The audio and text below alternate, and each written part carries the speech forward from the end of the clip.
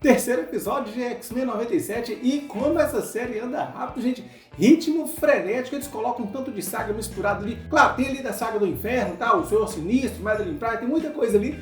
Mas o que eu quero dizer é que aquele drama inicial lá de, meu Deus, apareceu outra Jean, quem é quem? Rapidinho lá no começo, o Fera já olha e fala assim, ó, essa aqui é a Jean, essa aqui é outra. E vocês que se virem aí, ó, o que vocês vão fazer, não sei não. É claro que o foco do episódio é a apresentação do grande vilão, que é o Senhor Sinistro, coisa que a gente sabe que quando tem o clone da Jean Grey, é porque tá lá o Senhor Sinistro. Senhor Sinistro que tá sendo ensaiado aí, vai poder estrear no cinema, ou pelo menos ser apresentado há muitos anos. Ele apareceu, assim, vamos dizer, lá nos pós-créditos de X-Men Apocalipse. Você se lembra daquela cena pós-crédito? Simplesmente estava escrito lá, Essex Corp.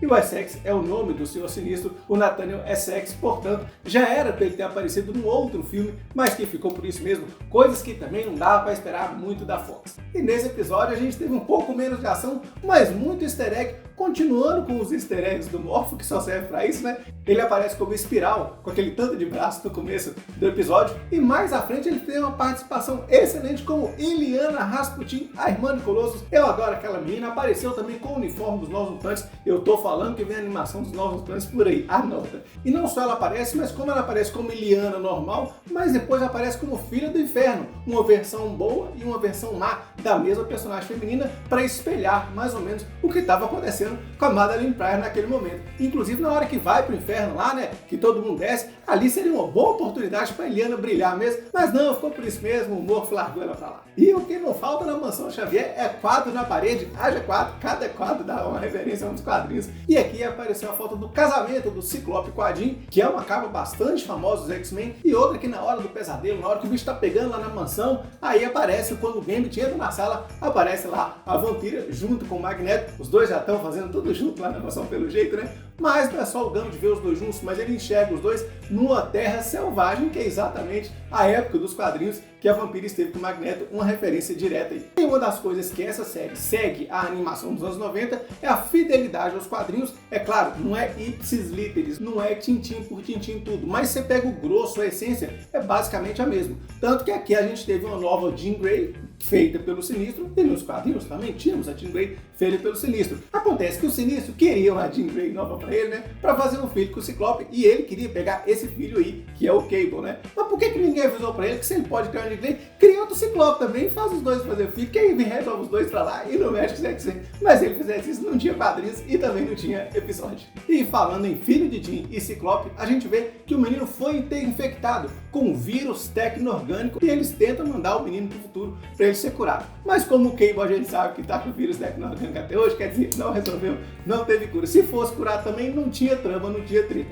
De qualquer forma, nos quadrinhos, qual que era o intuito do Sinistro? Criar o filho da Jean e do Scott para esse menino poder vencer o Apocalipse. Só que nos quadrinhos não é o Sinistro que coloca o vírus na criança, quem coloca é o Apocalipse, porque o Sinistro já tinha tentado infectar o Apocalipse com esse vírus e não funcionou. E aí o Apocalipse pensou assim, se eu pego esse vírus, coloco no menino e se o menino consegue vencer esse vírus, então eu vou pro corpo do menino e vou ser feliz para sempre, né? Essa era a ideia nos quadrinhos. Aqui já mudaram, colocaram o Sinistro colocando o vírus no menino, o que já tá bom demais, porque se for para enrolar Apocalipse da história aí fica muito complexo, né? Já tá bom, já simplificou, portanto que eu falo que é fiel aos quadrinhos, a essência é a mesma, mas é claro, tem que dar uma enxugada. E além do menino, tem essa treta da outra Jean Grey, que rapidinho a gente descobre que ela é o clone do Sinistro, e ela vira a rainha dos duendes, só que agora com o uniforme de uma mulher recatada e do lar. E eu tô falando isso porque a roupa que era dos anos 80 e 90 era uma roupa para maiores, né? Ainda bem que estamparam ela um pouquinho e falaram assim, moço, põe roupa, você vai pegar um resfriado, né? Mas na hora que é pra aparecer o Magneto sem camisa e o Gambit de Crobbit, aí aparece, né?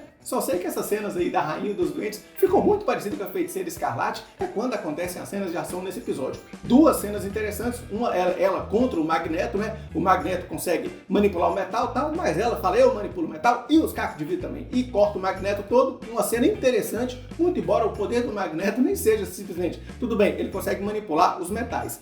Só que a graça da parada não é manipular os metais, é ter formas criativas de manipular o metal. Ao invés, por exemplo, dele colocar os metais para se defender, ele podia muito bem mandar um metal na cabeça dela e derrubar a mulher. Mas também eu tô querendo demais, se tivesse isso, não teria episódio. A cena melhor para mim, mais uma vez, é a do Ciclope, claro, naquela luta lá do meio do inferno, ele vai e joga aquele raio no Bispo, ou Bishop, né, que colocaram o Bishop, que eu achei muito legal também essa cena, muito legal, o Bishop detonou todo mundo, até que chega a Jean, põe moral mais uma vez. E quando a Jean original vence a Jean Clone, né, e a Jean Clone vai embora, né, da casa, as duas têm uma conversa interessante falando, eu não sei até quando sou eu e até quando é você, né, e aí a Clone até joga um verde, mas não sei qual de nós foi a Fênix, é só ver quem tem a força Fênix, aquela é a verdadeira, né. E aí nessa conversa uma coisa que deixa mais interessante a trama é que as duas não se lembram em que ponto a história parou. Eu achei até que eles fossem mencionar, na tal dia lá no episódio da série animada, né, da terceira temporada, quarto episódio, sei lá, que foi naquele evento lá, né, que nós fomos trocados. Mas não ficou um negócio no ar, é legal pra gente poder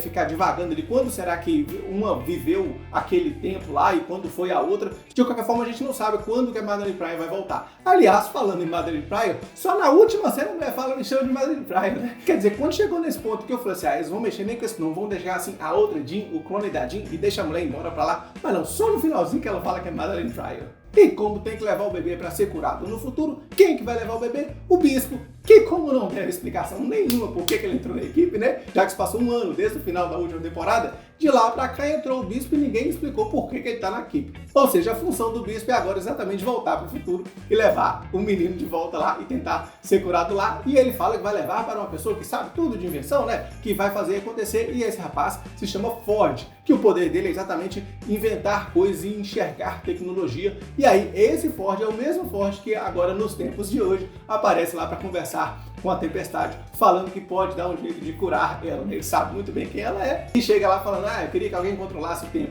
E o mais legal dessa cena aqui é que a Tempestade mudou o visual dela pro visual que tinha no final dos anos 80 e 90. E eu adoro esse visual dela, punk, de jaqueta de couro, luvinha, né? Eu, sinceramente, porque foi esse o visual que eu conheci ela quando eu comecei a ler quadrinhos, depois quando eu fui vendo as histórias mais antigas, que eu vi que ela tinha roupa preta e roupa branca, etc.